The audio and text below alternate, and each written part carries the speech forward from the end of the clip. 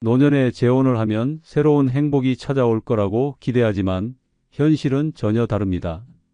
외로움을 달래고 의지할 사람이 생길 것 같지만 그 순간부터 끝없는 후회가 시작될 수도 있습니다. 재혼을 결정하는 순간 돈, 건강, 가정, 자식, 심지어 내 삶의 마지막 순간까지 모든 것이 흔들릴 가능성이 큽니다. 처음에는 달콤한 말과 따뜻한 관심에 마음이 움직일 수도 있습니다. 남은 인생을 함께해요. 외롭지 않게 서로 의지하며 살아요. 하지만 그 말이 재산을 노리는 가면일 수도 있고 평생을 짊어져야 할 짐이 될 수도 있습니다. 자식들과 평생 원수가 될 수도 있고 노후 자금이 바닥나거나 배우자의 건강 문제까지 떠안아야 할 수도 있습니다.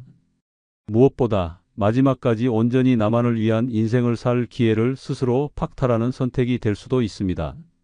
한순간의 감정으로 재혼을 결정했다가 자유를 잃고 돈을 잃고 관계를 잃고 결국 모든 것을 빼앗길 수도 있습니다. 오늘은 재혼하면 절대 안 되는 6가지 이유를 알려드리겠습니다. 만약 이 중 단 하나라도 해당된다면 재혼은 절대 신중해야 합니다. 한 번의 선택이 노년을 지옥으로 만들 수도 있습니다. 먼저 좋아요, 구독 버튼을 눌러주세요. 첫 번째, 노년에 재혼하면 다시 가사노동의 노예가 될 가능성이 높습니다. 혼자 살면 밥 한 끼 대충 때우고 빨래가 며칠 쌓여도 신경 쓸 필요가 없습니다. 설거지가 귀찮으면 그냥 내버려 두고 청소도 필요할 때만 하면 됩니다. 하지만 재혼하는 순간 그 자유는 사라지고 또다시 집안일의 굴레에 갇히게 됩니다. 처음에는 상대방이 서로 도와가며 살아요 라고 말하지만 그 말을 믿는 순간 인생이 피곤해집니다. 결국 가사노동을 떠안게 되는 것은 본인입니다. 아침부터 밥을 차리고 설거지를 하고 빨래를 널고 청소를 해야 하는 삶이 시작됩니다. 혼자 살면 가사를 최소한으로 줄일 수 있지만 재혼하면 상대의 생활 방식에 맞춰야 하고 불평까지 들어야 합니다. 왜 반찬이 이것뿐이야? 집이 너무 지저분한 것 같아. 같은 말들이 일상이 될 수도 있습니다. 특히 남성이 재혼하면 더 심각한 상황에 처할 수 있습니다. 처음에는 저는 간단한 밥만 먹어요 라던 여성이 결혼 후에는 밥 좀 제대로 차려요 라며 요구사항을 늘릴 수도 있습니다. 혼자 살면 대충 반찬 몇 개로 해결할 수 있지만 재혼 후에는 매일 식사를 챙겨야 하고 먹고 난 후에는 설거지가 쌓입니다. 상대방이 한 사람 추가된 것뿐인데 왜 내 손은 2배로 바쁜지 이해할 수 없는 상황이 벌어집니다. 여성의 경우도 마찬가지입니다. 혼자 살면 밥도 간단하게 먹고 집안일도 최소한으로 줄이며 살 수 있습니다. 하지만 재혼하면 남편을 챙겨야 하는 일이 생기고 그가 도와줄 거라는 기대는 착각이라는 걸 알게 됩니다. 우리 어머니는 이런 반찬을 잘해줬는데 같은 말을 듣는 순간 속에서 불이 치솟을 것입니다. 가사노동에서 해방될 기회를 스스로 차버린 꼴이 됩니다. 더 황당한 것은 상대방이 오히려 집안일을 늘리는 경우입니다. 빨래가 한 번만 돌아가던 세탁기가 매일 돌아가고 설거지는 끝이 없습니다. 혼자 살면 깔끔하게 정리하며 최소한의 노력으로 살 수 있지만 재혼하면 모든 가사노동의 책임이 다시 어깨 위로 올라옵니다. 노년에 다시 가사노동을 하며 고생하고 싶지 않다면 재혼은 절대 신중하게 생각해야 합니다. 혼자 살면 자유롭지만 재혼하는 순간 밥을 차리고 빨래를 개고 설거지에 치이는 삶이 다시 시작됩니다. 편하게 살고 싶다면 혼자가 답입니다. 두 번째, 노년에 재혼하면 내 집이 더 이상 내 집이 아닐 수도 있습니다. 오랫동안 익숙했던 공간, 내 방식대로 정리해 놓고 살던 집이었는데 재혼하는 순간 그 모든 것이 뒤바뀔 위험이 큽니다. 배우자가 들어오면서 집안의 룰을 자기 마음대로 바꾸려 할 가능성이 높기 때문입니다. 처음에는 서로 존중하며 살아요 라는 말에 속아 넘어갑니다. 하지만 막상 재혼하고 나면 상황은 완전히 달라집니다. 배우자가 마치 원래부터 이 집의 주인이었던 것처럼 행동하기 시작합니다. 거실 가구 배치를 바꾸고 이 소파는 너무 낡았어. 새 걸로 바꾸자. 라며 내 취향을 무시합니다. 오래된 그릇을 보며 이런 거 좀 버려요. 라고 하고 심지어는 이제부터 이 집은 이렇게 운영해야 해요.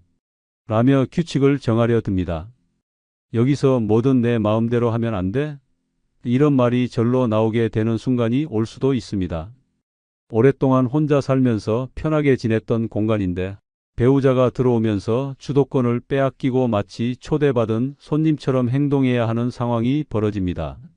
집안일을 내 방식대로 하던 것도 이제는 눈치를 봐야 하고 TV 채널 하나 돌리는 것도 예전처럼 자유롭지 않습니다.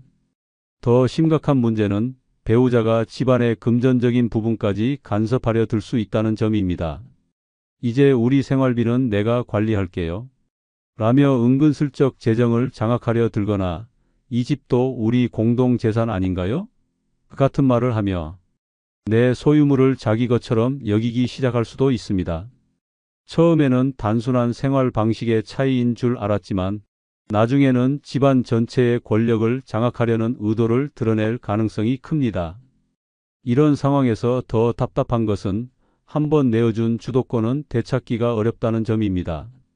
처음에는 갈등을 피하려고 그래, 한 번만 맞춰주자 라고 생각하지만 그렇게 하나씩 양보하다 보면 어느새 집 안에서 내 권리는 사라지고 배우자의 의견이 절대적인 법칙처럼 굳어지게 됩니다.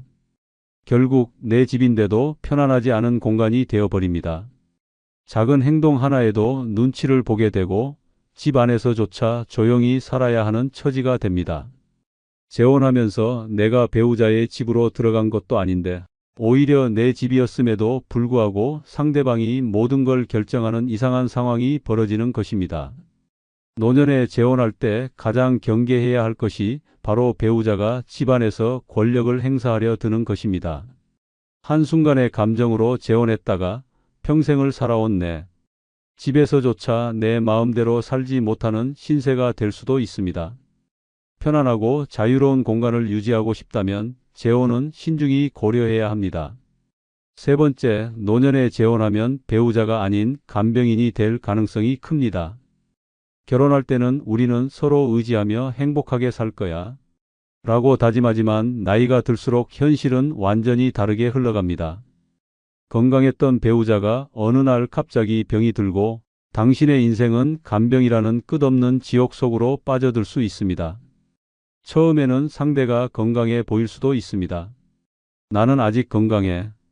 당신한테 폐 끼치지 않을 거야. 라며 자신만만하게 말하지만 노년에는 언제든 건강이 무너질 수 있습니다. 평생을 함께한 부부라도 간병은 쉽지 않은데 재혼한 배우자를 돌보는 일은 그보다 몇 배는 더 힘들고 감당하기 어려운 일입니다. 배우자가 병이 들면 하루의 절반은 병원에서 보내야 합니다. 약을 챙겨야 하고 식사를 준비해야 하고 병원비 부담까지 떠안아야 하는 상황이 벌어집니다. 당신밖에 없어. 나 좀 도와줘. 라는 말을 들을 때마다 외면할 수도 없습니다. 하지만 그 순간부터 당신의 삶은 간병에 묶여버립니다. 혼자 살았다면 자유롭게 여행도 다니고 하고 싶은 걸 하면서 살았을 텐데 재혼한 순간 모든 계획은 물거품이 됩니다.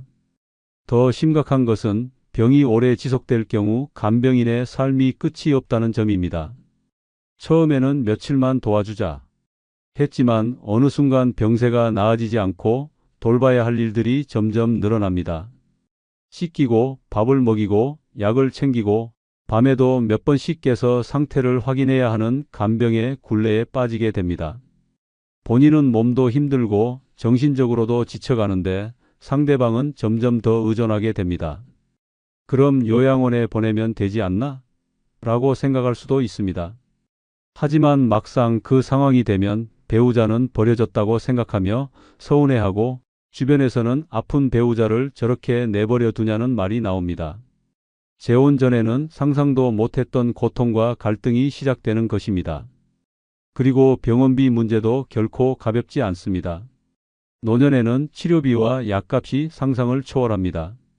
배우자가 건강할 때는 함께 노후를 잘 보낼 수 있을 것 같지만 막상 병이 들면 모아둔 돈은 빠르게 사라지고 내 노후 자금까지 흔들리게 됩니다.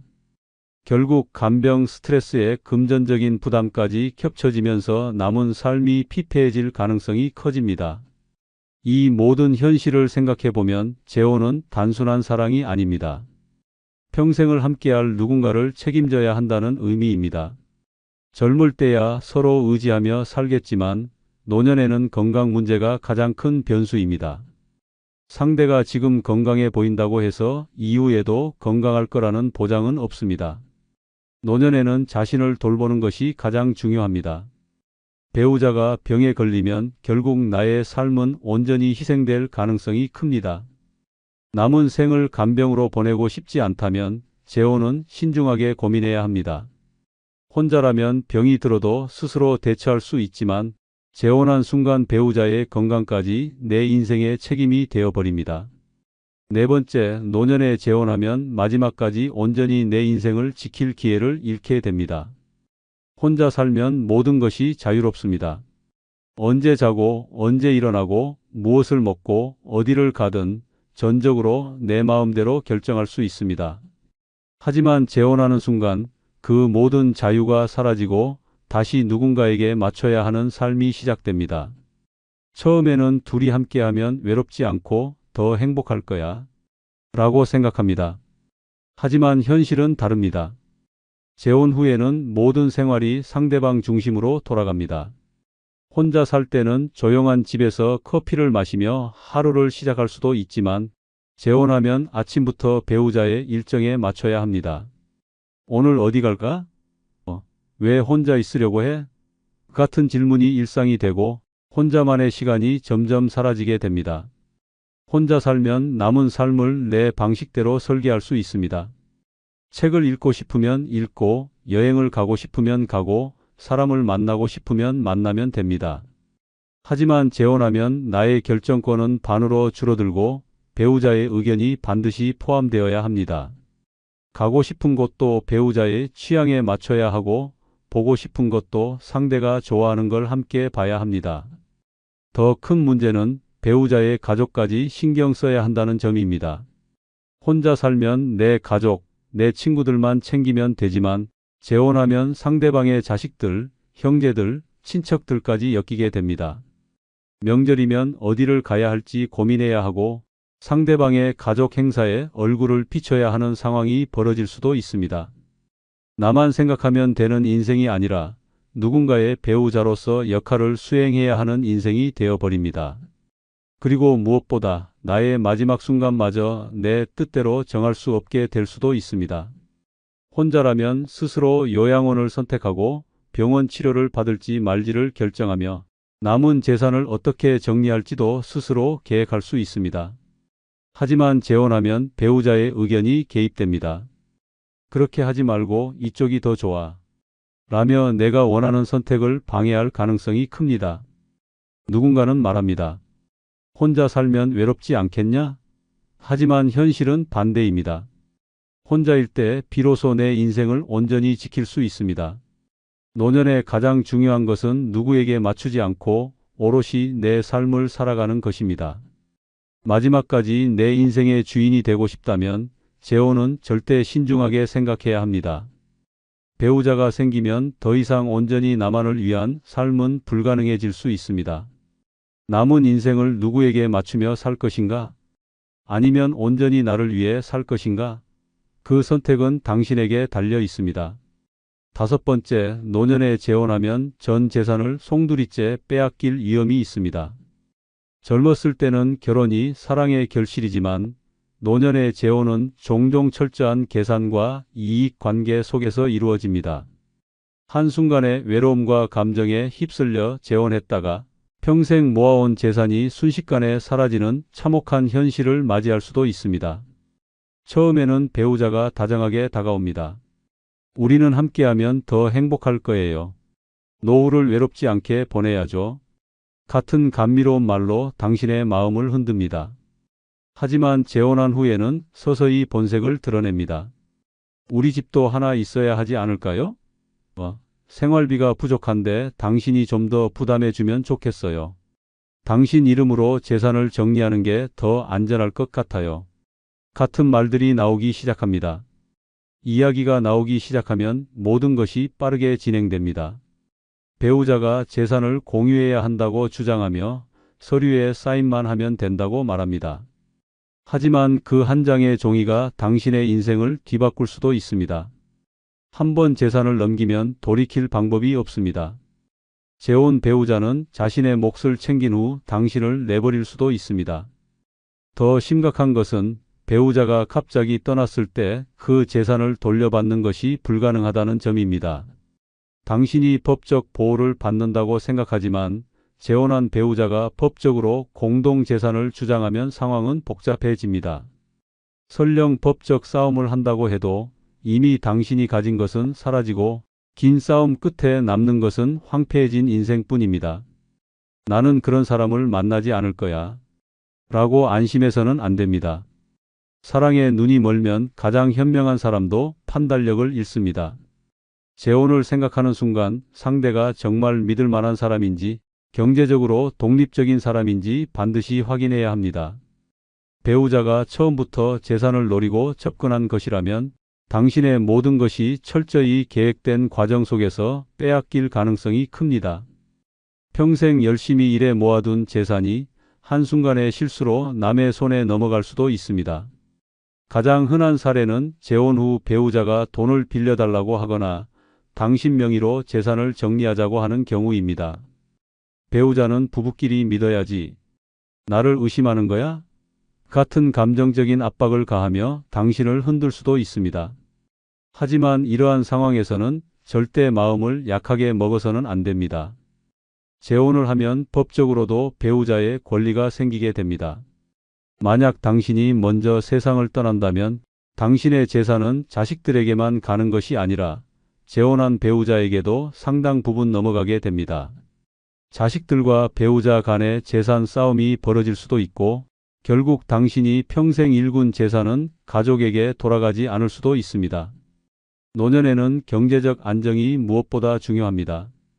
한 번 재산을 잃으면 다시는 돌이킬 수 없습니다. 재혼은 감정이 아니라 철저한 현실적인 판단이 필요합니다. 마음이 외롭다고 쉽게 결혼을 결정했다가 노년의 마지막을 비참하게 보낼 수도 있습니다. 재산을 지키고 싶다면 재혼을 신중히 생각해야 합니다. 한순간의 감정으로 재혼했다가 전 재산을 송두리째 날리는 실수를 해서는 안 됩니다.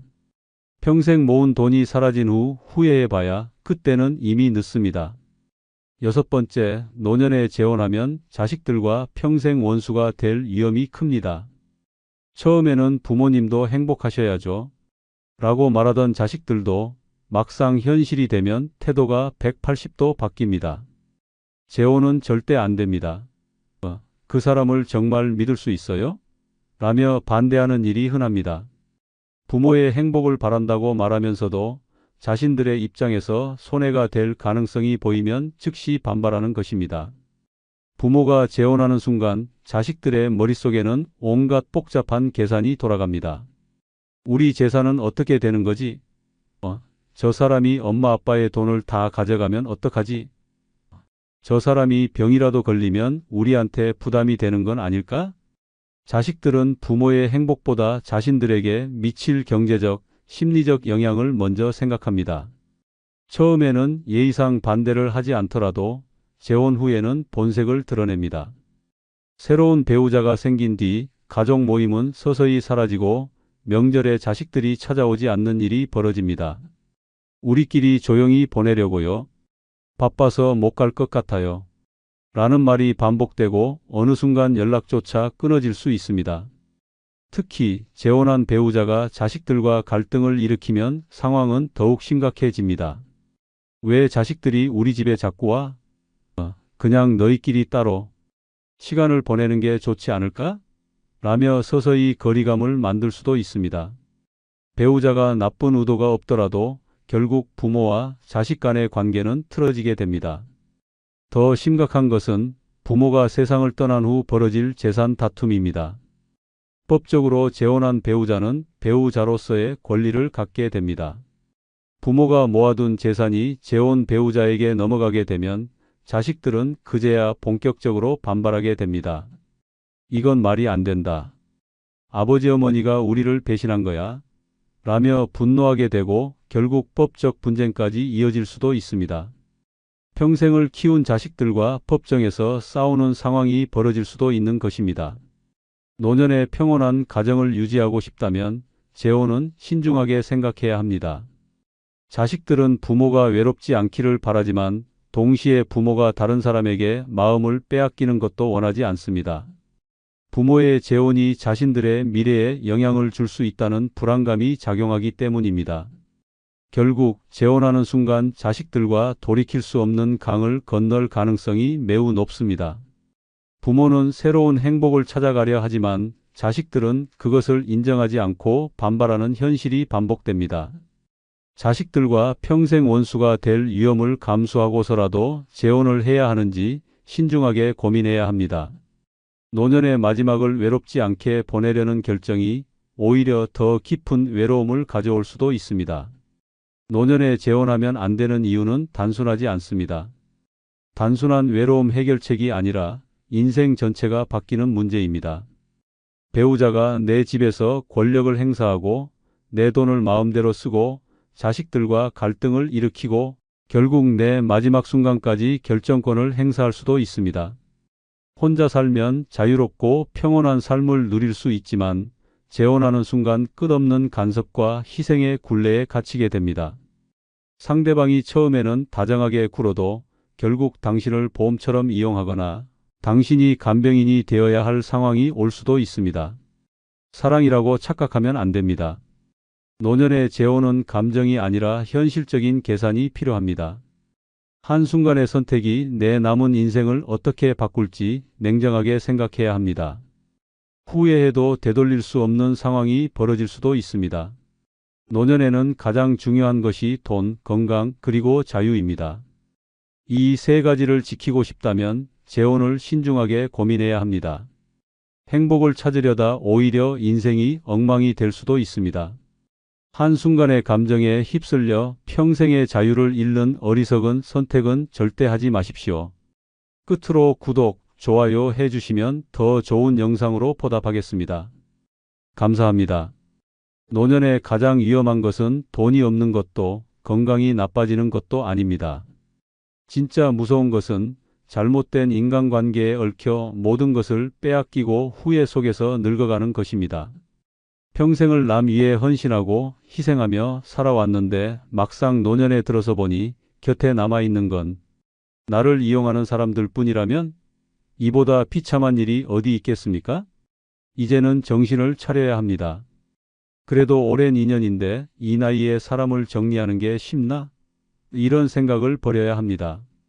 어차피 내가 먼저 노력해야만 유지되는 관계라면 이미 끝난 관계나 다름없습니다. 한쪽에서만 베풀고 한쪽에서만 희생하는 인연은 결국 나만 지치게 만들 뿐입니다. 노년에는 더 이상 남을 위해 살 이유가 없습니다. 이제부터는 나를 위해서 살아야 합니다.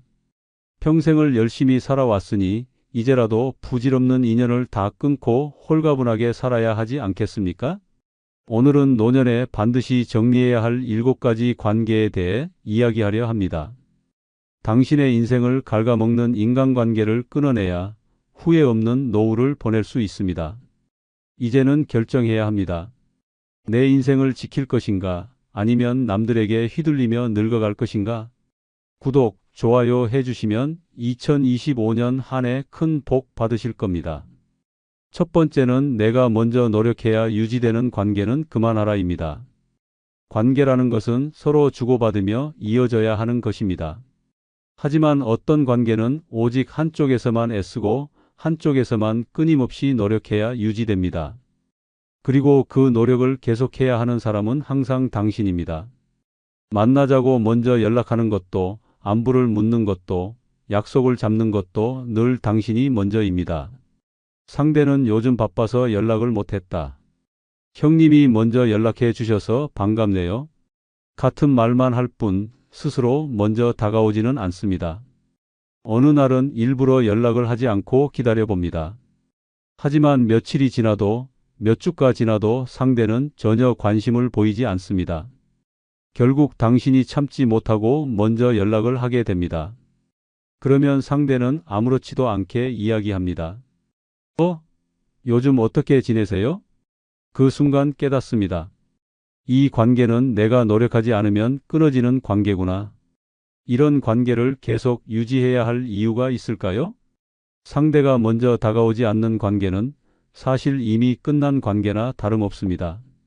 억지로 유지할 필요도 없고 의미도 없습니다. 이런 관계의 특징은 늘 당신이 맞춰줘야 한다는 점입니다. 만나기로 하면 상대가 정한 시간에 맞춰야 하고 상대가 가고 싶은 곳으로 가야 하며 상대의 기분에 따라 대화의 분위기까지 바꿔야 합니다. 늘 내 쪽에서만 양보하고 배려해야 하는 관계는 건강한 관계가 아닙니다. 사람은 누구나 바쁘고 각자의 삶이 있습니다. 그런데도 어떤 사람들은 늘 바쁘다는 이유로 연락을 늦추고 한 번쯤 먼저 연락할 수 있는 여유조차 가지지 않습니다. 그 말인즉 당신의 존재가 그들에게는 큰 의미가 없다는 것입니다. 이제는 그만해야 합니다. 당신이 노력하지 않으면 유지되지 않는 관계라면 애초에 그 관계는 필요 없는 관계입니다. 내가 먼저 연락하지 않으면 아무런 소식도 없는 사람은 내 인생에서도 없어도 되는 사람이다. 그동안 당신은 충분히 노력했습니다. 하지만 관계는 혼자만의 노력이 아니라 서로가 유지해야 의미가 있습니다. 더 이상 당신이 먼저 노력해야 하는 관계에 에너지를 낭비하지 마십시오. 노년에는 억지로 끌어가는 인연이 아니라 자연스럽게 이어지는 인연만 남기는 것이 행복의 비결입니다.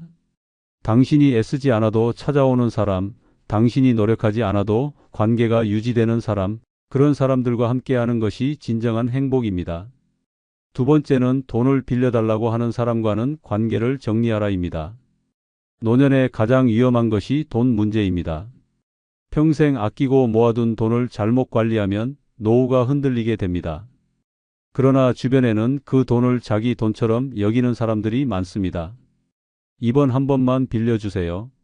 급해서 그래요. 꼭 갚을게요. 이런 말을 들으면 도와줘야 할 것 같지만 빌려준 순간부터 관계는 변질됩니다. 처음에는 간절한 얼굴로 찾아오던 사람이 돈을 받고 난 후에는 연락이 뜸해집니다. 기한이 되면 바쁘다는 핑계를 대고 돈을 갚을 생각은커녕 오히려 불편한 기색을 보입니다. 나중에는 그깟 돈 가지고 너무하는 거 아니야? 라는 말까지 듣게 됩니다. 처음에는 절박해 보였던 사람이 이제는 당연한 듯 요구합니다. 돈을 빌려주면 관계는 오히려 틀어집니다. 처음에는 미안해하던 사람이 시간이 지나면서 오히려 태도가 바뀌고 마치 당신이 쪼잔한 사람처럼 몰아갑니다. 돈 때문에 인간관계를 망치려 하냐는 말까지 듣게 됩니다. 결국 돈도 잃고 사람도 잃게 되는 최악의 상황이 벌어집니다. 노년에는 빌려준 돈을 다시 벌 기회가 없습니다.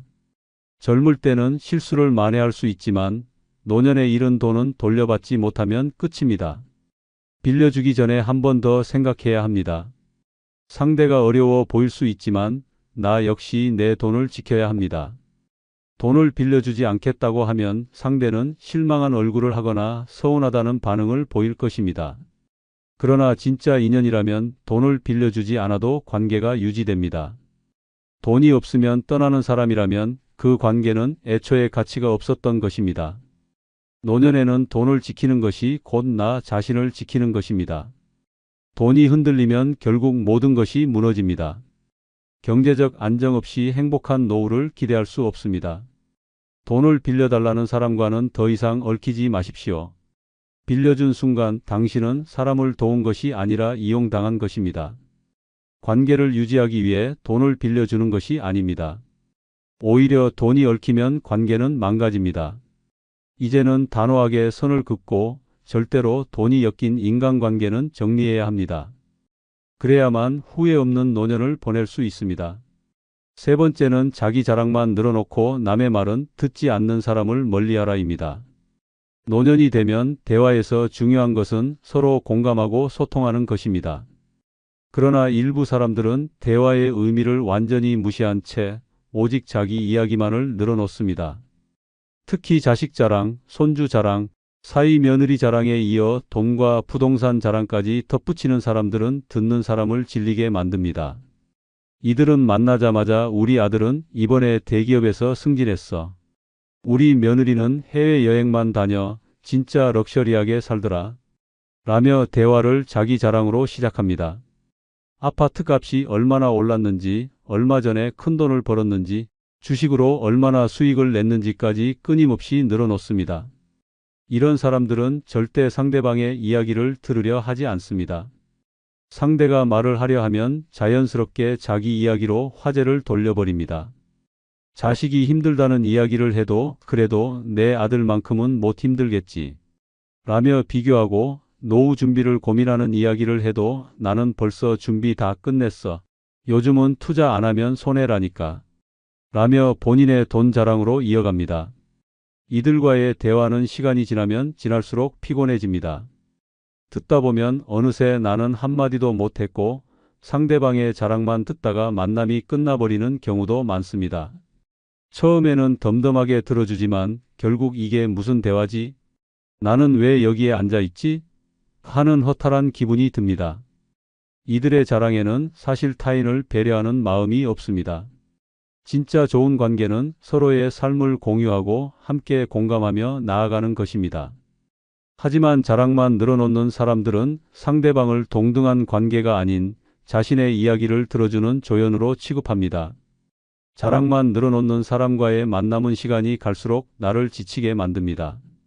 처음에는 그냥 넘길 수 있지만 계속 듣다 보면 내 삶과 비교하며 괜히 마음이 불편해지거나 나를 하찮게 여기는 상대방의 태도에 짜증이 밀려옵니다. 이제는 이런 사람들과의 관계를 정리해야 합니다. 나의 이야기를 존중하지 않는 사람과는 더 이상 시간을 허비할 필요가 없습니다. 노년에는 듣기만 하는 역할에서 벗어나야 합니다. 내 이야기를 편하게 할 수 있는 관계, 서로의 삶을 공감할 수 있는 관계만 남겨야 합니다.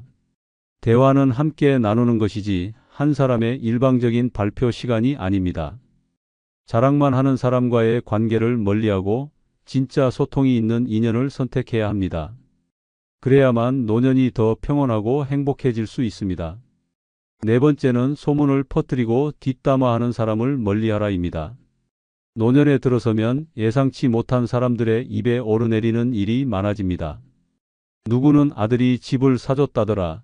누구는 몰래 연애를 한다더라. 누구는 돈이 많다더라. 이런 이야기들은 순식간에 퍼지고 어느 순간 당신도 그들의 입방아에 오르게 됩니다. 소문을 퍼뜨리는 사람들의 특징은 간단합니다. 자기 인생은 심심한데 남의 인생에는 유독 관심이 많습니다. 처음에는 단순한 대화처럼 보이지만 그들이 한마디 던진 이야기는 누군가의 손을 거쳐 더욱 자극적인 내용으로 변합니다. 아침에는 김 할머니가 요즘 자주 외출하시네? 였던 말이 점심에는 김 할머니 어디 좋은 사람 만났나 봐. 가 되고 저녁에는 김 할머니 재혼 준비 중이라던데? 로 변하는 것입니다. 소문의 가장 큰 문제는 한번 돌기 시작하면 사실 여부와 상관없이 기정사실이 된다는 점입니다. 그들에게 중요한 것은 진실이 아니라 재미입니다. 어떤 이야기가 더 흥미로운지, 더 사람들의 관심을 끌 수 있는지에 집중합니다. 그러니 사실을 바로잡으려 해도 소용이 없습니다. 이들이 하는 말에 공통점이 있습니다. 너한테만 말하는 건데 절대 말하지 마. 이건 확실한 정보야. 나도 들은 거거든. 아무한테도 말하지 마. 우리 둘만 아는 비밀이야. 이 말을 들었다면 그 순간 대화를 끊어야 합니다. 지금은 남의 이야기를 하지만 언제든 당신이 그들의 다음 타겟이 될 수 있습니다. 소문을 퍼뜨리는 사람들은 본질적으로 누군가를 희생양 삼아야만 살아가는 존재들입니다. 노년에 가장 중요한 것은 마음 편한 인간관계입니다. 쓸데없는 험담과 남의 인생을 평가하는 대화 속에 있다 보면 결국 스트레스를 받게 되고 괜한 오해에 휘말리게 됩니다. 이런 사람들과 엮이지 않으려면 단호하게 선을 그어야 합니다. 불필요한 소문과 험담이 오가는 자리에 앉아 있는 것만으로도 결국 본인도 그 흐름에 휩쓸리게 됩니다. 소문은 순식간에 퍼지고 결국 그들이 남의 이야기를 하는 곳에서는 당신의 이야기도 오가게 됩니다. 소문을 퍼뜨리는 사람들은 절대 믿을 대상이 아닙니다. 그들에게 사실 여부는 중요하지 않으며 이야기의 흥미로움만이 우선됩니다. 그러다 보니 원래의 내용에서 점점 과장이 더해지고 결국 왜곡된 소문이 만들어집니다. 이 과정에서 억울한 오해를 받거나 원치 않는 구설수에 오르게 되는 것은 불보듯 뻔한 일입니다. 노년의 마음의 평온을 지키려면 남의 사생활을 이야기하는 사람들과는 거리를 두어야 합니다. 그들과 엮이면 필연적으로 불필요한 감정 소모와 스트레스가 따라옵니다. 남을 평가하고 험담하는 시간에 차라리 자신의 삶을 돌아보고 더 나은 미래를 준비하는 것이 훨씬 현명한 선택입니다. 뒷담화와 소문이 오가는 자리에서 한 걸음 벗어나는 것만으로도 인생은 훨씬 더 평온해질 수 있습니다. 불필요한 말이 오가는 관계를 정리하는 것, 그것이 노년에 반드시 필요한 지혜입니다. 다섯 번째는 항상 얻어먹기만 하는 사람과는 더 이상 만나지 마라입니다. 노년에 가장 지치고 허무한 관계 중 하나가 늘 공짜를 기대하는 사람과의 관계입니다. 처음에는 별거 아니라고 생각할 수도 있습니다. 한두 번 대접하는 것은 기분 좋은 일이지만 그것이 반복되면 이야기가 달라집니다. 언제나 밥값을 내는 쪽은 당신이고 상대는 당연한 듯 형님, 이번에도 잘 먹겠습니다. 라는 태도를 보입니다. 처음에는 다음번엔 내가 살게요. 라고 하지만 그 다음에도 절대 돈을 내지 않습니다. 이런 사람들의 특징은 명확합니다. 첫째, 절대 먼저 계산서를 집어들지 않습니다. 둘째, 늘 지갑을 꺼내는 신용만 하고 눈치를 봅니다. 셋째, 오늘은 형님이 내고 다음엔 내가 낼게요. 라고 하지만 그 다음은 오지 않습니다. 넷째, 돈을 쓰지 않아도 될 핑계를 찾습니다. 제가 요즘 사정이 좀 안 좋아서요. 형님이 어른이시니까 제가 사는 건 좀 그렇잖아요. 아이고, 돈 많으신 분이 이런 거 사주는 재미가 있어야죠. 이런 말을 하면서도 그들은 늘 당당합니다. 한두 번은 이해할 수 있어도 언제까지 당연하게 퍼줘야 하는 걸까요? 이 관계는 결코 평등하지 않습니다. 상대는 늘 얻어먹는 입장에 있고 당신은 늘 내는 입장에 있습니다. 처음에는 인간적인 정으로 시작했지만 시간이 지날수록 일방적인 희생만 남게 됩니다. 어느 순간부터는 만나는 것이 부담스러워집니다. 또 내가 내야 하나? 하는 생각이 먼저 들고 자연스럽게 피곤함이 쌓입니다. 그러나 이런 사람들은 당신이 피하려고 하면 먼저 연락을 해서 약속을 잡습니다. 이 관계를 끊어야 하는 이유는 단순합니다. 당신을 존중하지 않는 사람이기 때문입니다. 돈을 내는 것은 단순한 금전 문제가 아닙니다. 그것은 상대가 당신을 어떻게 대하는지를 보여주는 척도입니다. 정말 인간적인 관계라면 밥값을 내지 않더라도 최소한 미안한 마음이라도 가져야 합니다. 하지만 늘 얻어먹기만 하는 사람들은 전혀 그렇지 않습니다. 오히려 당연하다는 듯이 형님 덕분에 잘 먹었습니다. 라는 말을 반복할 뿐입니다. 이제는 관계를 정리해야 합니다. 오늘은 각자 내자. 라고 했을 때 불편해하는 사람이 있다면 그 관계는 깨져도 상관없는 관계입니다. 노년에는 더 이상 쓸데없는 희생을 할 필요가 없습니다. 돈을 쓴다는 것은 곧 에너지를 쓰는 것입니다. 그 돈을 아껴서 나를 위해 더 가치 있는 곳에 써야 합니다. 항상 얻어먹기만 하는 사람과는 더 이상 만나지 마십시오. 그런 관계는 결국 당신의 마음과 지갑을 모두 갉아먹을 뿐입니다. 이제는 퍼주는 관계가 아니라 진짜 인간적인 관계만 남길 때입니다. 여섯 번째는 나를 이용하는 사람과는 미련 없이 손절하라입니다. 노년의 가장 어리석은 일 중 하나는 나를 이용하는 사람과의 인연을 계속 유지하는 것입니다. 이제는 더 이상 남의 부탁을 들어주느라 내 시간과 돈, 에너지를 허비할 나이가 아닙니다. 그런데도 여전히 당신을 이용하려는 사람들이 주변에 넘쳐납니다. 이용하는 사람들의 특징은 단순합니다. 필요할 때만 연락하고 일이 끝나면 감쪽같이 사라지는 것입니다. 당신이 어려울 때는 절대 먼저 연락하지 않으며 언제나 자신이 힘들 때만 다급하게 찾아옵니다. 그들의 접근 방식은 늘 비슷합니다. 이번 한 번만 부탁할게요. 나한테는 형님뿐이에요. 이렇게 감성적인 말로 다가옵니다. 처음에는 돕고 싶을 수도 있습니다. 하지만 한번 손을 내밀면 그들은 점점 더 당연하게 요구하기 시작합니다. 이제는 알아야 합니다. 이들은 당신을 도와주는 사람이 아니라 이용하기 좋은 사람으로 보고 있다는 것입니다. 당신의 호의는 그들에게 빚이 아니라 권리가 됩니다. 돈이든 시간이든 감정적인 배려든 한번 제공하면 끝없이 빨아들이는 하이에나 같은 사람들입니다. 이런 관계에서 벗어나려면 결단을 내려야 합니다.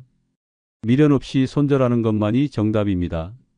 하지만 손절을 시도하면 그들은 쉽게 물러나지 않습니다. 그동안 그렇게 잘해주시더니 이제 와서 왜 그래요? 어떻게 그렇게 매몰차게 굴 수가 있어요? 이들은 당신의 죄책감을 자극합니다. 마치 당신이 잘못하고 있는 것처럼 몰아가며 당신이 다시 지갑을 열게 만들고 시간을 내주게 만들려 합니다. 여기서 흔들리면 안 됩니다. 이런 사람들과 계속 엮이면 결국 당신만 지쳐 나가떨어질 것입니다. 노년에는 남을 챙기느라 내 삶을 소홀히 할 시간이 없습니다. 이제부터는 나 자신을 먼저 챙겨야 합니다. 진짜 인연이라면 당신이 아무것도 해주지 않아도 곁에 남아있는 사람들입니다. 하지만 이용하는 사람들은 당신이 도와주지 않으면 금방 등을 돌릴 것입니다. 이제는 깨달아야 합니다. 당신을 이용하는 사람과는 더 이상 미련 없이 손절해야 합니다. 그렇게 해야만 당신의 노년이 편안하고 행복해질 것입니다. 7번째는 나를 감정 쓰레기통으로 여기는 사람을 떠나라입니다. 인간관계에서 가장 피곤한 유형 중 하나가 늘 자신의 감정 쓰레기를 버리는 사람입니다. 처음에는 고민 상담을 해주는 것이 당연하다고 생각할 수도 있습니다. 하지만 상대는 고민을 나누는 것이 아니라 당신에게 모든 부정적인 감정을 쏟아붓고 있는 것입니다. 이들은 늘 짜증, 불만, 원망을 가득 품고 찾아옵니다. 만나기만 하면 세상이 왜 이렇게 힘든지 모르겠어. 나는 왜 이렇게 운이 없을까? 저 인간은 정말 너무 못됐어. 같은 말들만 반복합니다. 본인은 속이 시원할지 모르지만 듣는 사람은 점점 지쳐갑니다. 이런 관계의 가장 큰 문제는 상대가 당신을 이야기를 들어주는 사람 그 이상으로 생각하지 않는다는 점입니다. 처음에는 위로하고 조언도 해줍니다. 하지만 아무리 위로해줘도 아무리 좋은 해결책을 제시해도 상대는 같은 불평을 반복합니다. 넌 좋겠다. 나랑은 다르게 행복해 보여. 내가 뭘 알아? 너는 이런 상황 겪어본 적도 없잖아. 나는 정말 아무도 이해해 주지 않는 것 같아. 이쯤 되면 상대는 해결책을 원하지도 않고 위로를 받고 싶어 하는 것도 아닙니다. 그저 누군가를 붙잡고 자신의 불만을 털어놓고 싶을 뿐입니다. 그리고 그 역할을 당신이 해주길 바라는 것입니다. 하지만 이런 감정 쓰레기통 역할을 계속하다 보면 결국 당신도 부정적인 감정에 휩싸이게 됩니다. 만나기 전부터 피곤해지고 대화를 나누다 보면 에너지가 빠져나가는 기분이 듭니다. 그들의 감정이 내 감정을 지배하는 순간 당신은 스스로도 모르게 우울함에 휩싸이게 됩니다. 이제는 깨달아야 합니다. 감정 쓰레기통 역할은 절대 당신의 몫이 아닙니다. 인간관계는 서로의 감정을 나누고 위로해주고 함께 기쁨을 나누는 것이어야 합니다. 하지만 누군가의 감정 쓰레기를 계속 받아줘야 하는 관계는 결코 건강한 관계가 아닙니다. 이런 사람과의 관계는 이제 그만해야 합니다. 더 이상 듣고 싶지 않다면 단호하게 선을 그어야 합니다. 너 이야기 들어주는 것도 한두 번이지 나는 상담사가 아니야. 너는 항상 불만만 이야기하는데 나는 그런 이야기만 듣는 게 지친다. 이제 내 감정도 좀 돌보고 싶어. 처음에는 상대가 당황할 수도 있고 심지어 서운해할 수도 있습니다. 하지만 생각해 보십시오. 이 관계를 계속 유지한다고 해서 당신이 행복해질까요? 노년에는 더 이상 남의 감정을 받아주느라 내 감정을 희생할 필요가 없습니다. 이제는 나를 위해 살아야 할 때입니다. 진짜 좋은 관계란 서로 기쁨을 나누고 힘들 때 적당히 의지하며 상대를 배려하는 관계입니다. 더 이상 감정 쓰레기통이 되지 마십시오. 당신의 감정도 중요합니다. 이제는 부정적인 감정만 쏟아내는 사람들과 거리를 두고 진정으로 편안하고 행복한 관계만 남기십시오. 그것이야말로 노년을 행복하게 사는 지혜입니다. 노년에 가장 중요한 것은 돈도 건강도 자식도 아닌 바로 평온한 마음입니다. 내가 싫은 사람을 억지로 만나지 않아도 되고 불편한 인간관계에 신경 쓰지 않아도 되는 것, 그것이야말로 진짜 자유입니다. 하지만 아직도 괜히 손절했다가 나중에 후회하면 어쩌지? 라고 고민하고 있지는 않습니까? 절대 후회하지 않습니다. 인연이라는 것은 억지로 유지하는 것이 아닙니다. 나를 힘들게 하고 나를 피곤하게 만드는 관계라면 과감히 끊어내야 합니다. 그렇지 않으면 내가 남은 인생을 온전히 나를 위해 살 시간이 사라져 버립니다. 사람을 정리하는 것은 곧 내 삶을 정리하는 것입니다. 이제는 더 이상 남에게 휘둘리지 말고 내 인생을 소중히 여겨야 합니다. 부질없는 인연을 정리할 용기를 가진 사람만이 노년의 진정한 평온과 행복을 누릴 수 있습니다. 더 늦기 전에 정리하십시오. 그것이 당신의 남은 인생을 지키는 유일한 길입니다. 영상을 끝난 후 댓글창에 여러분들의 다양한 경험과 의견을 달아같이 공유해 주시기 바랍니다. 끝으로 구독, 좋아요 부탁드립니다. 감사합니다. 자식 잘 되라고 평생 뒷바라지 했는데 정작 노년에 남은 건 텅 빈 통장과 끝없는 후회뿐입니다. 우리 애만큼은 부족함 없이 키워야지, 부모니까 희생하는 게 당연하지라는 착각 속에서 모든 걸 퍼주다 보면 결국 노년의 거지, 신세가 되는 비참한 현실이 기다리고 있습니다. 돈이 있을 땐 우리 부모님 최고라며 따르던 자식도 막상 돈이 떨어지면 우리도 힘들어요. 부모님도 이제 알아서 사셔야죠 라며 등을 돌립니다.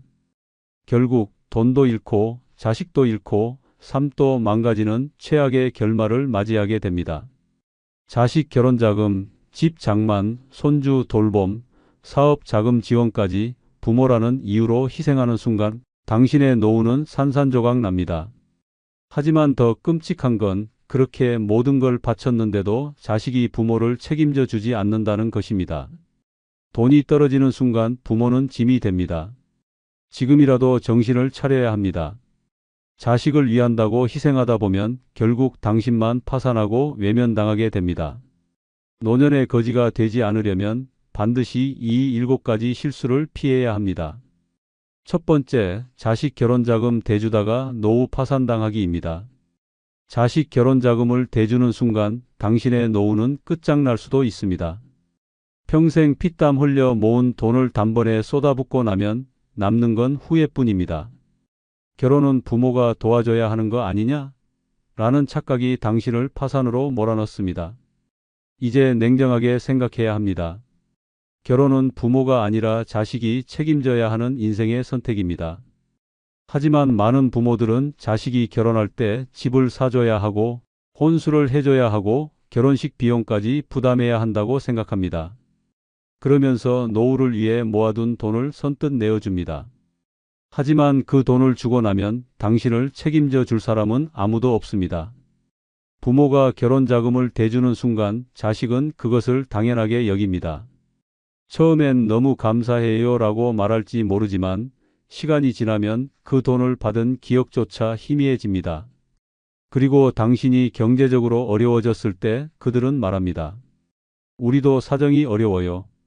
한번 생각해 보십시오. 당신이 결혼할 때 부모님이 집을 사주셨습니까? 혼수까지 다 챙겨주셨습니까?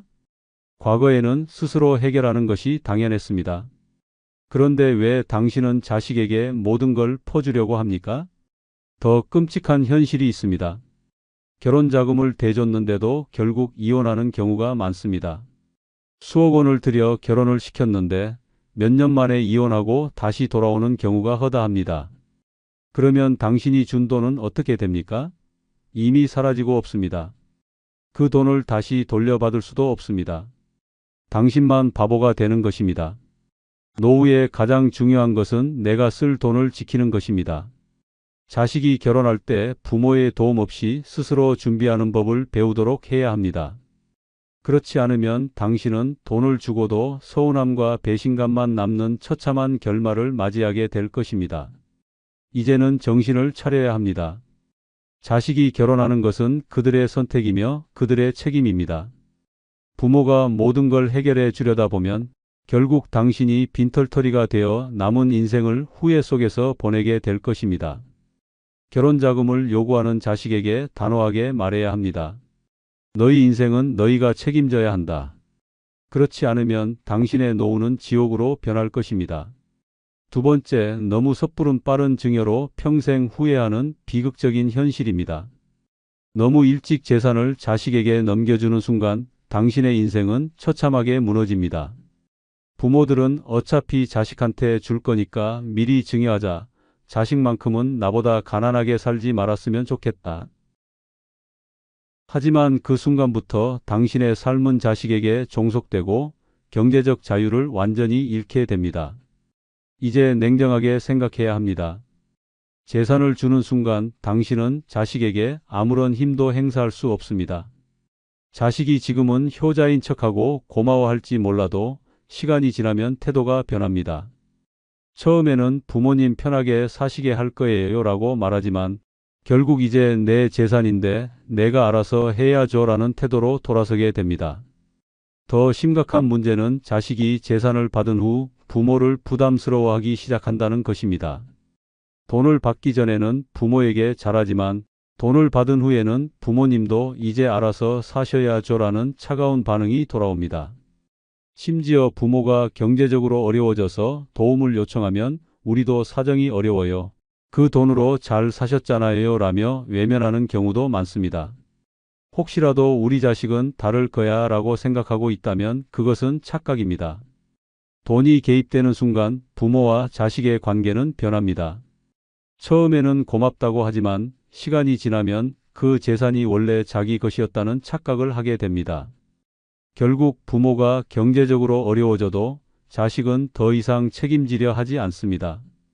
더 끔찍한 현실은 자식이 부모가 준 재산을 엉뚱한 곳에 써버리는 경우입니다. 부모는 자식을 믿고 증여했지만 자식이 투자 실패를 하거나 배우자와 이혼하면서 재산이 통째로 날아가는 일이 빈번하게 벌어집니다. 그렇게 되면 부모가 돌려받을 방법은 없습니다. 당신이 평생 모은 재산이 하루아침에 사라지는 것입니다. 그러다 당신이 나이 들어 돈이 필요해지면 어떤 일이 벌어질까요? 자식이 당신을 모시고 살 것 같습니까? 아닙니다. 돈이 없는 순간 부모는 짐이 됩니다. 당신이 병들고 생활비가 부족해져도 자식은 우리도 힘들어요 라며 모른 척할 가능성이 큽니다. 이제는 정신을 차려야 합니다. 재산은 절대 일찍 넘겨줘서는 안 됩니다. 끝까지 당신이 쥐고 있어야 자식도 함부로 하지 못하고 당신의 노후도 안전해집니다. 자식이 빨리 증여해달라고 조른다면 단호하게 말해야 합니다. 내가 살아있는 동안 이 재산은 내 것이다.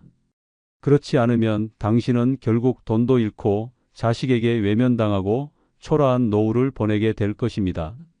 세 번째, 손주 키우느라 내 노후를 날리는 어리석은 선택입니다. 손주를 돌보는 순간 당신의 노후는 사라집니다. 처음에는 귀엽고 사랑스러워서 도와주지만 시간이 지나면 당신의 희생은 끝도 없이 커지고 맙니다.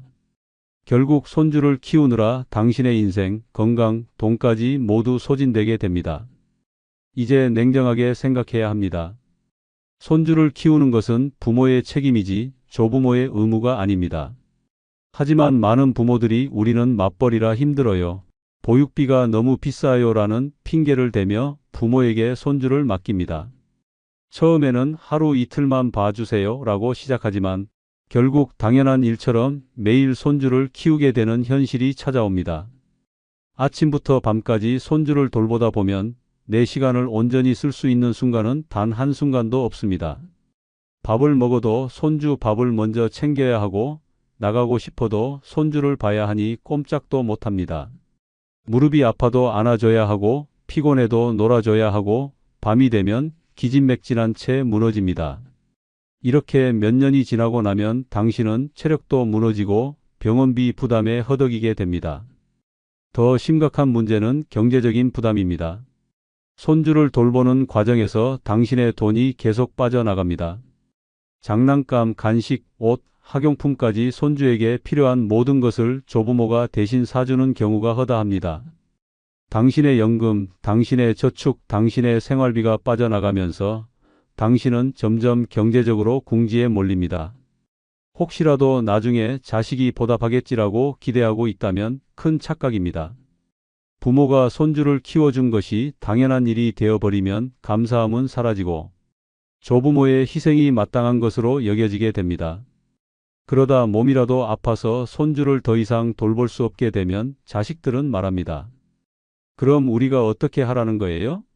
이제는 정신을 차려야 합니다. 손주는 사랑할 대상이지 내 인생을 희생하면서까지 키울 존재가 아닙니다. 손주를 돌보는 것이 아니라 내 노후를 돌보는 것이 더 중요합니다. 더 늦기 전에 단호하게 말해야 합니다. 손주는 내가 키워라. 나는 내 인생을 살겠다. 그렇지 않으면 당신은 결국 돈도 건강도 자유도 잃고 후회 속에 살아가게 될 것입니다. 네 번째, 자식한테 집을 물려줬다가 쫓겨나는 비극적인 현실입니다.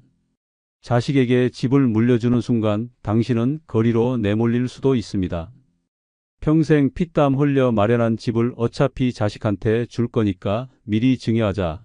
자식 명의로 해두는 게 좋겠지라는 안일한 생각으로 넘겨주면 그 대가는 혹독하게 돌아옵니다.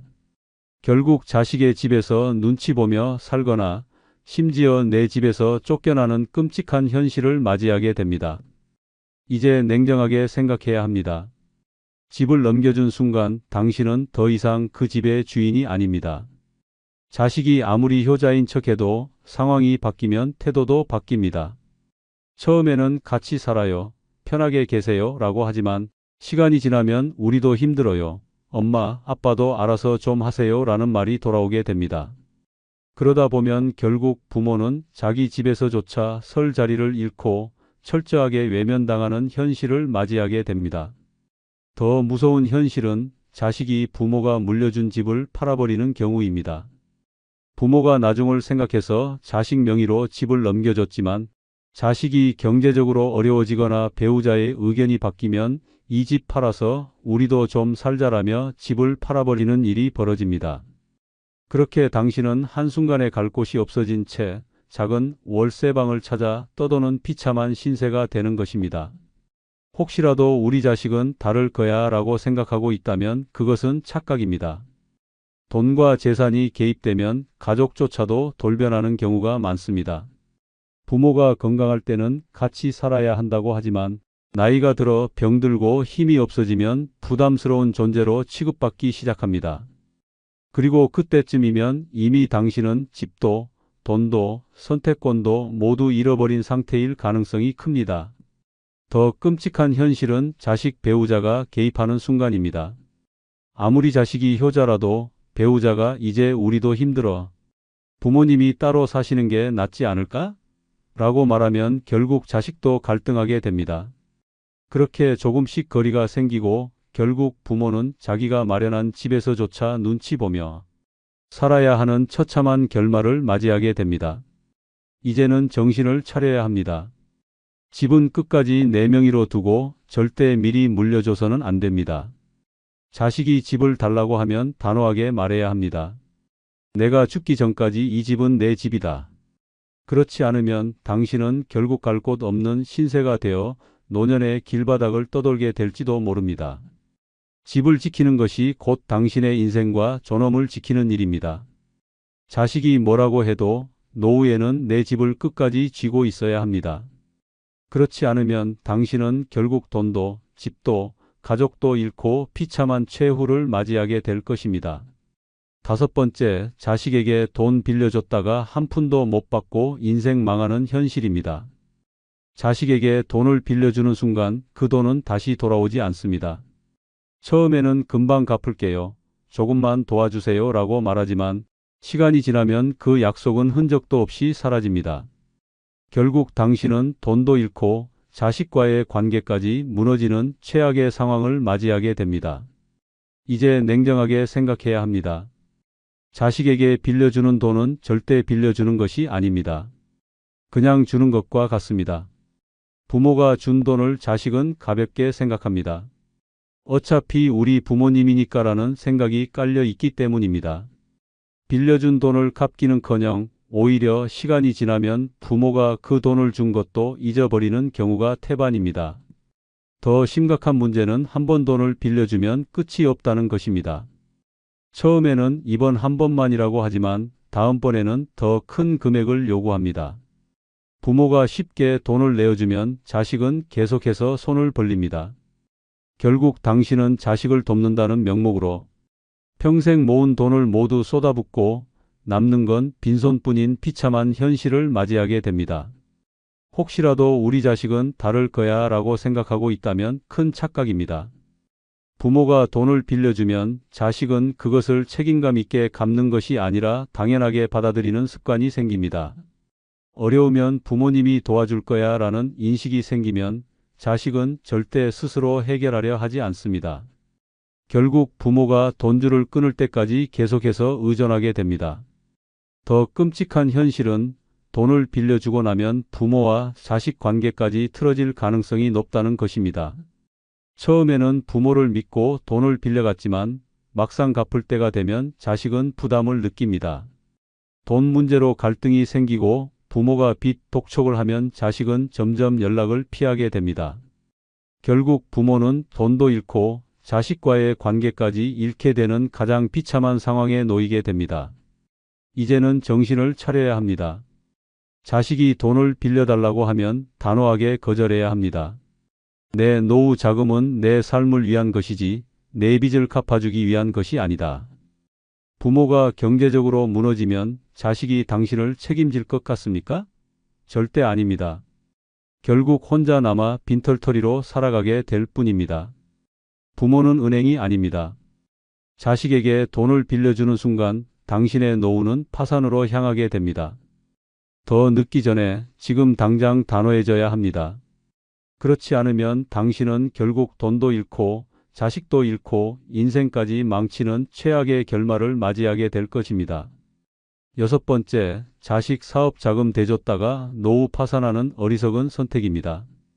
자식이 사업을 한다고 돈을 대주는 순간 당신의 노후는 끝장납니다. 부모에게 손을 벌리는 자식들은 하나같이 이것만 잘 되면 금방 성공할 거야. 엄마, 아빠만 믿어 꼭 갚을 게라고 말합니다. 하지만 현실은 어떻습니까? 사업은 실패할 확률이 더 높고 결국 부모 돈까지 말아먹는 최악의 결말을 맞이하게 됩니다. 이제 냉정하게 생각해야 합니다. 당신이 피땀 흘려 모은 돈이 자식의 사업 실패로 하루아침에 사라질 수도 있습니다. 자식은 본인의 도전이지만 부모는 노후를 걸고 도박을 하는 것이나 마찬가지입니다. 하지만 많은 부모들은 자식이 이 사업만 잘 되면 부모님께 몇 배로 돌려드릴게요라는 말에 속아 넘어갑니다. 그 결과 수천만 원에서 수억 원까지 투자했다가 한 푼도 건지지 못하고 자신이 거지가 되는 끔찍한 현실을 맞이하게 됩니다. 더 심각한 문제는 사업이라는 것이 한번 실패하면 또다시 돈을 요구한다는 것입니다. 처음에는 이번엔 꼭 성공할 거야 라며 다시 돈을 요청합니다. 부모는 이미 투자한 돈이 아까워서 한 번 더 도와주고 그러다 보면 결국 자식이 아니라 부모가 빚을 지는 상황까지 가게 됩니다. 사업이 망하면 자식은 다시 도전하면 되지만 부모는 망하면 끝입니다. 혹시라도 우리 자식은 다를 거야 라고 생각하고 있다면 그것은 착각입니다. 부모의 돈을 쉽게 받은 자식은 사업을 더 쉽게 생각합니다. 자신의 돈이 아니기 때문에 신중함이 사라지고 사업을 실패해도 책임감을 느끼지 않습니다. 그렇게 몇 번의 실패를 거듭하다 보면 결국 부모 돈은 바닥나고 자식과의 관계도 틀어지게 됩니다. 더 무서운 현실은 사업이 망하고 나면 부모의 희생은 잊힌다는 것입니다. 부모는 모든 걸 바쳤지만 정작 자식은 어쩔 수 없었어. 나도 힘들어라며 아무렇지도 않게 넘어갑니다. 부모가 돈을 내줄 땐 고맙다고 했지만 실패하고 나면 연락도 줄어들고 결국 부모만 비참하게 남게 되는 현실을 맞이하게 됩니다. 이제는 정신을 차려야 합니다. 자식이 사업을 한다고 돈을 요구하면 단호하게 말해야 합니다. 사업은 내가 책임지고 하는 것이지 부모의 돈으로 하는 것이 아니다. 부모의 돈을 받으면 자식은 쉽게 생각하고 그 결과 실패할 확률이 더욱 높아집니다. 부모가 자식의 사업에 돈을 대주는 순간 그것은 투자가 아니라 노후 파산을 향한 지름길입니다. 더 늦기 전에 단호해져야 합니다. 그렇지 않으면 당신은 결국 돈도 잃고 자식도 잃고 삶까지 무너지는 비극을 맞이하게 될 것입니다. 7번째, 자식집 사주다가 빈털털이 되는 현실입니다. 자식집 사주는 순간 당신의 노후는 파탄납니다. 많은 부모들이 집 한 채 장만해야 제대로 자리 잡는다는 착각에 빠져 자식의 내 집 마련을 위해 평생 모은 돈을 쏟아붓습니다. 그러나 그 대가는 혹독합니다. 이제 냉정하게 생각해야 합니다. 당신이 자식에게 집을 사주고 나면 당신은 어디서 살 겁니까? 당신의 노후 자금은 어떻게 됩니까? 돈을 다 써버린 후 자식이 당신을 책임질까요? 절대 아닙니다. 자식은 집을 얻고 편안하게 살겠지만 당신은 경제적으로 무너집니다. 결국 생활비가 부족해지고 병원비도 감당하기 어려워지며 노후를 불안 속에서 보내게 됩니다. 자식이 엄마, 아빠, 우리도 힘들어라는 말로 외면하는 순간 당신은 비참한 현실과 마주하게 됩니다. 더 끔찍한 상황도 있습니다. 자식이 부모가 사준 집을 팔아버리는 경우입니다. 어렵게 모은 돈으로 사준 집을 몇 년 뒤 대출 갚는다고 팔아버리거나 투자한다고 날려버리는 경우도 많습니다. 당신의 희생은 흔적도 없이 사라지고 남는 건 후회뿐입니다. 혹시라도 우리 자식은 안 그럴 거야 라고 생각하고 있다면 큰 착각입니다. 부모가 쉽게 돈을 내주면 자식은 그 돈의 소중함을 알지 못합니다. 노력 없이 얻은 집은 쉽게 처분되고 부모의 희생은 당연한 것으로 여겨집니다. 결국 더 힘들다, 도와달라는 요구만 계속될 뿐 당신을 위한 배려는 없습니다. 노년에 가장 중요한 것은 내가 내 돈을 쥐고 있는 것입니다. 자식이 집을 마련하는 건 부모가 아닌 자신의 몫입니다. 처음엔 힘들어도 스스로 마련해야 합니다. 그렇지 않으면 부모 돈으로 시작한 삶이 부모의 희생을 당연히 여기는 습관으로 이어질 뿐입니다. 이제는 정신을 차려야 합니다. 자식이 집 사달라고 하면 단호하게 말해야 합니다. 내 집은 내가 마련했고 너도 내 집을 내 힘으로 마련해야 한다. 그렇지 않으면 당신의 노후는 자식이 아니라 은행 대출보다 더 무서운 재앙이 될 것입니다. 구독자 여러분, 이제는 정신을 차려야 합니다. 자식 뒷바라지는 끝이 없습니다. 퍼주면 퍼줄수록 더 많은 걸 기대하고 결국 당신의 노후는 무너지고 맙니다. 자식에게 기대지 말고 당신의 돈과 인생을 지키십시오. 돈이 없으면 부모도 버려집니다. 자식이 아니라 당신 자신을 위해 돈을 써야 합니다. 그렇지 않으면 당신의 노후는 비참한 후회와 함께 끝나게 될 것입니다. 끝으로 구독, 좋아요, 멤버십 가입 부탁드립니다. 감사합니다.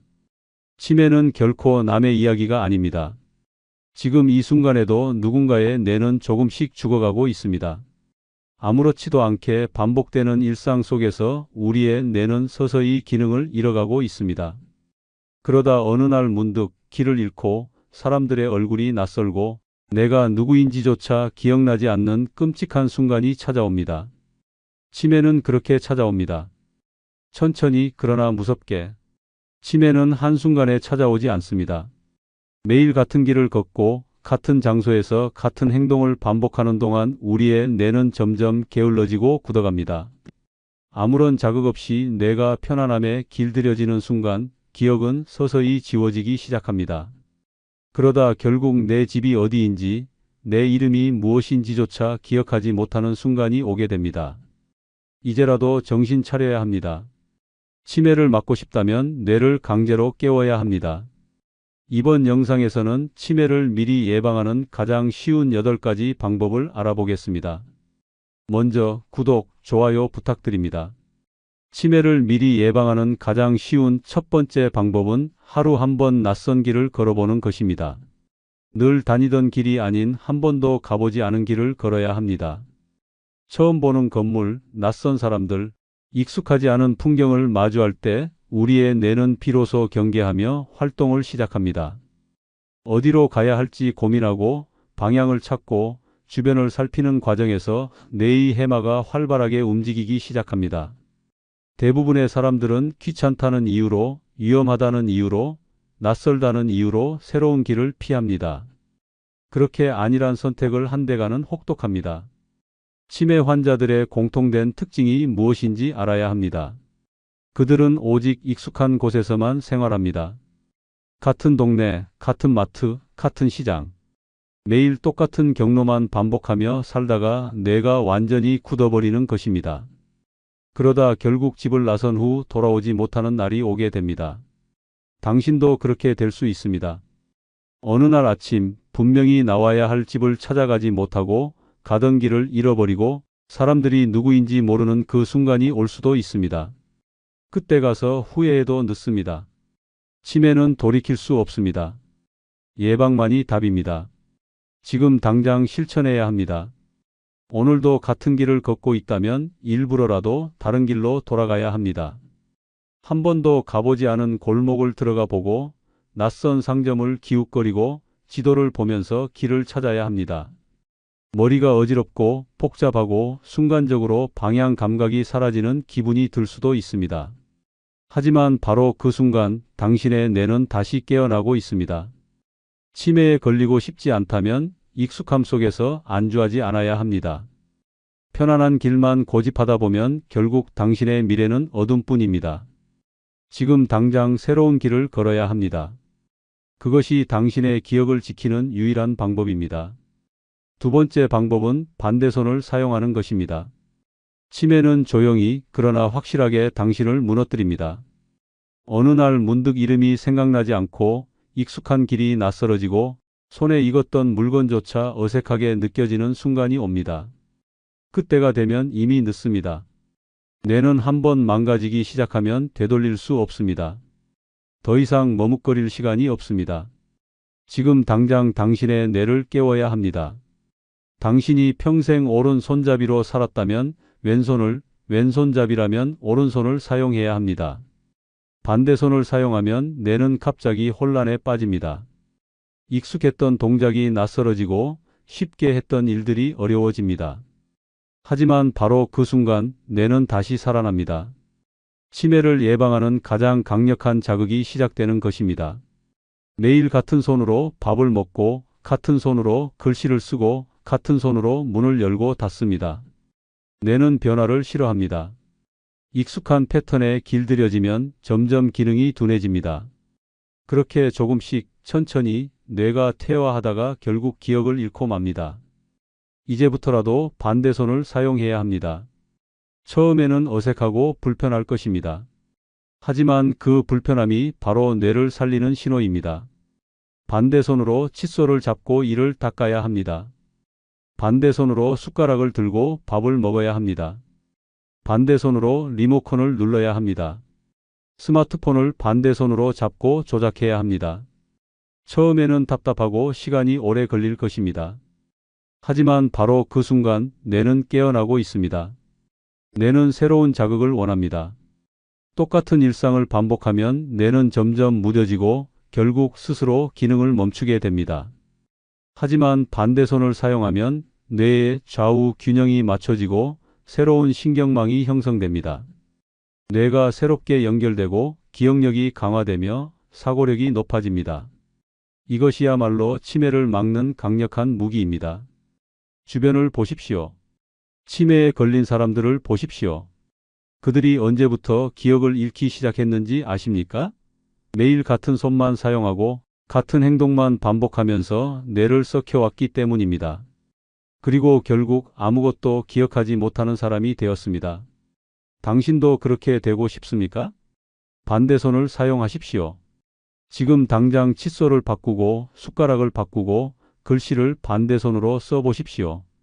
뇌가 불편해할수록 당신의 기억은 더 강해질 것입니다. 치매가 당신을 덮치기 전에 먼저 반격해야 합니다. 머뭇거릴 시간이 없습니다. 지금 당장 시작해야 합니다.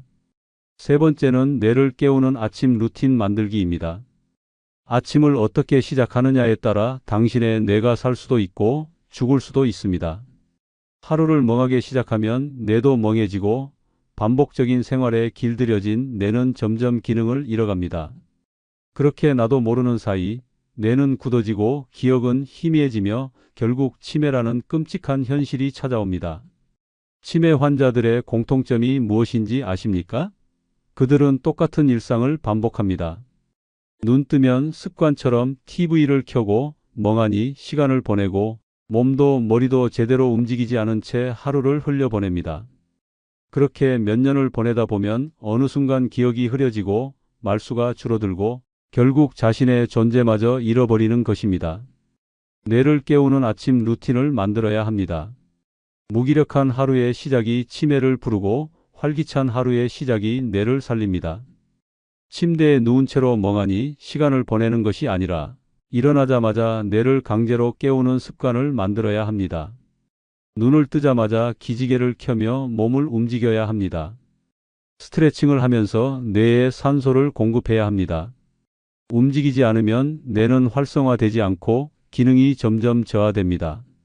차가운 물로 얼굴을 씻고 거울을 보며 스스로에게 인사를 해야 합니다. 나는 누구인가? 스스로를 확인하고 말을 건네는 순간 뇌는 깨어나기 시작합니다. 아침에는 반드시 새로운 정보를 뇌에 넣어야 합니다. 신문을 읽든 책을 보든 간단한 암산을 하든 뇌를 움직이게 만들어야 합니다. 같은 뉴스, 같은 프로그램만 반복해서 보면 뇌는 더 이상 새로운 것을 받아들이려 하지 않습니다. 매일 다른 정보를 접하며 뇌를 자극해야 합니다. 목소리를 내어 말하는 것도 중요합니다. 침묵하는 시간이 길어질수록 언어를 담당하는 뇌의 기능이 퇴화됩니다. 아침마다 스스로에게 말을 걸고 소리 내어 책을 읽고 하루 계획을 말하는 습관을 가져야 합니다. 그래야 치매로 인해 언어 능력을 잃어가는 비극을 막을 수 있습니다. 무엇보다 아침부터 무기력하게 TV 앞에 앉는 습관을 버려야 합니다.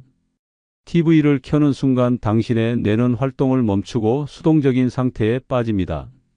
뇌를 깨우려면 몸을 움직이고 스스로 생각하는 시간을 늘려야 합니다. 아침은 하루의 시작이 아니라 뇌 건강을 좌우하는 중요한 시간입니다. 어떻게 시작하느냐에 따라 당신의 뇌가 살아날 수도 있고 서서히 죽어갈 수도 있습니다. 지금 당장 아침 루틴을 바꾸십시오. 그렇지 않으면 언젠가 당신은 자기 이름조차 기억하지 못하는 날을 맞이하게 될 것입니다. 네 번째는 가족, 친구들과 자주 대화 나누기입니다. 조용한 집, 침묵만 흐르는 공간, 말할 사람이 없는 하루. 이것이 바로 치매로 가는 지름길입니다. 대화를 멈추는 순간 뇌는 빠르게 퇴화합니다. 처음에는 단어가 떠오르지 않고 점점 문장을 만들기가 어려워지며 결국 말을 잃게 됩니다. 그때가 되면 이미 늦었습니다.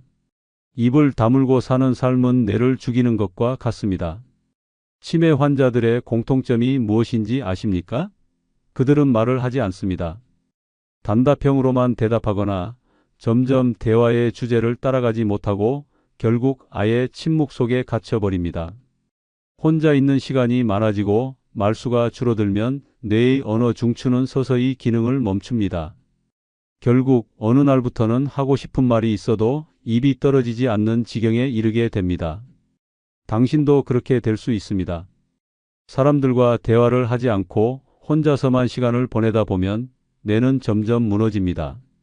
단어 하나가 떠오르지 않는 순간이 오고 말하려 해도 혀가 굳어버리는 순간이 찾아옵니다. 그러다 결국 자기 이름조차 기억하지 못하는 날이 오게 됩니다. 지금이라도 대화를 늘려야 합니다. 말하는 습관을 되찾아야 합니다. 가족과 함께 밥을 먹을 때 침묵하지 말고 대화를 나눠야 합니다. 친구들과 연락을 자주 하고 만나서 이야기해야 합니다. 단순히 듣기만 하는 것이 아니라 직접 말하는 것이 중요합니다. 내가 의견을 내고 상대방과 대화를 주고받는 과정에서 뇌가 활성화됩니다. TV를 보는 것으로는 아무 효과가 없습니다.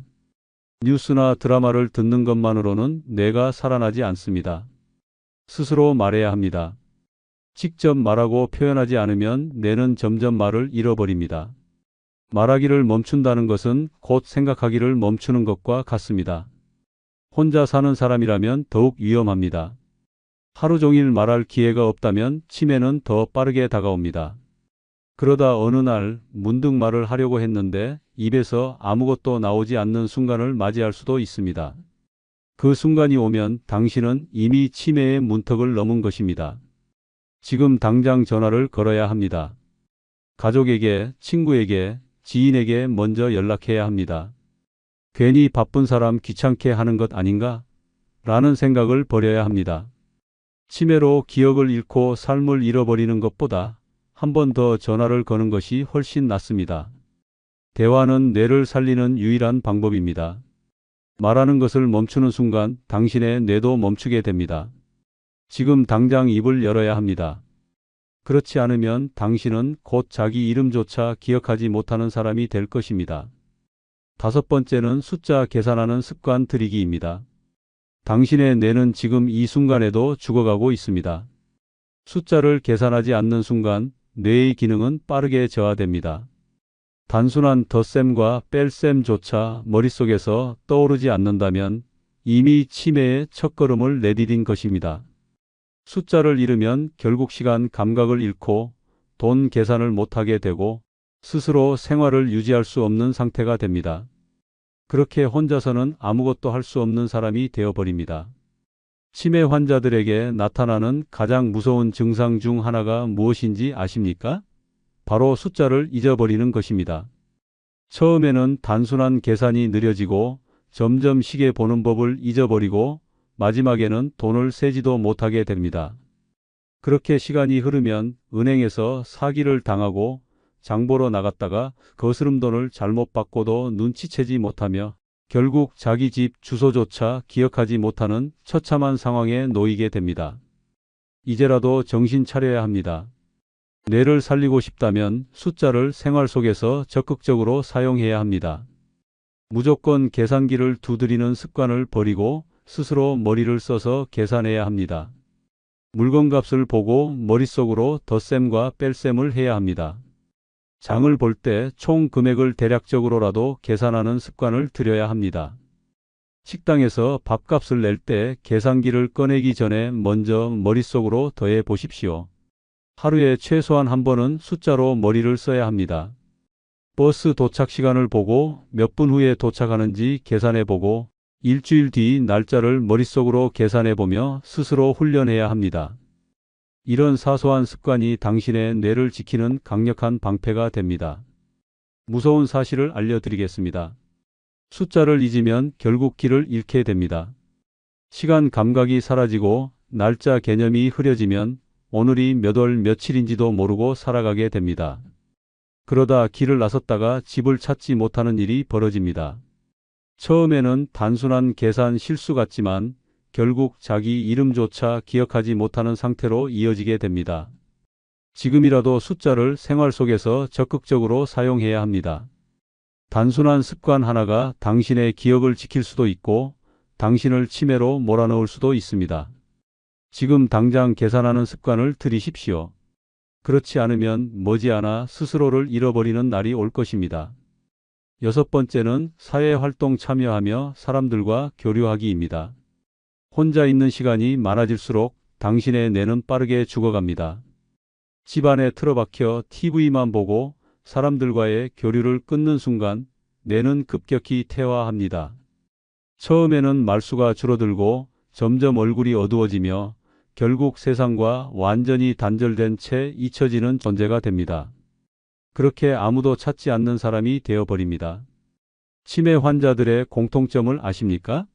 그들은 혼자 있는 시간이 많았습니다. 가족과 대화하지 않고 친구를 만나지 않고 사회활동을 하지 않으면서 점점 뇌가 굳어버린 것입니다. 사람들과 어울리지 않으면 뇌는 스스로 기능을 멈춥니다. 인간관계 속에서 상대방의 말을 듣고 대답하고 생각하는 과정이 뇌를 끊임없이 자극하는데 그걸 멈추는 순간 뇌는 빠르게 무너져 갑니다. 한번 상상해 보십시오. 아침에 눈을 떴는데 오늘 하루 누구와도 한마디도 하지 않고 지나간다면 어떨까요? 내 이야기를 들어줄 사람도 함께 웃을 사람도 없습니다.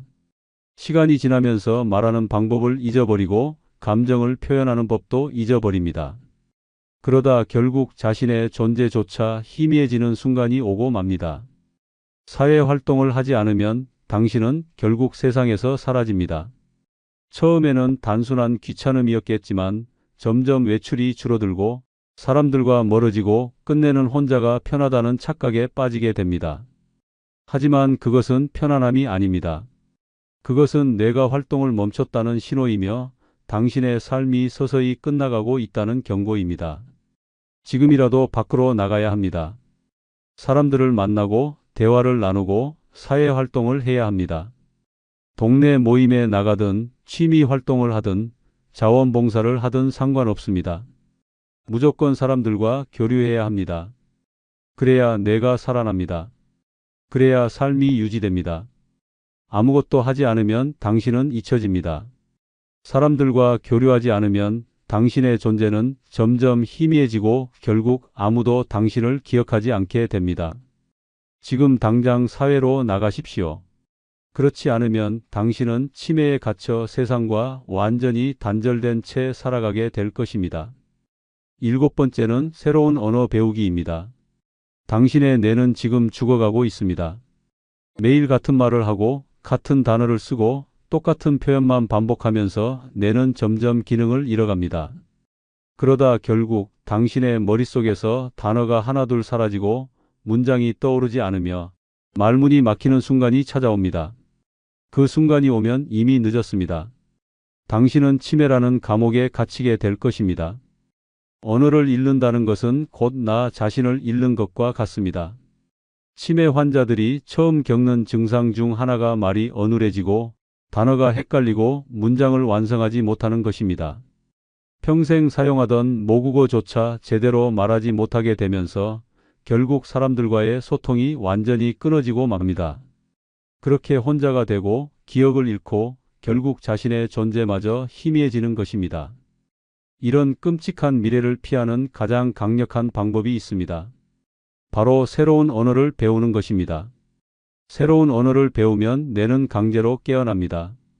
익숙한 단어가 아닌 새로운 단어를 외우고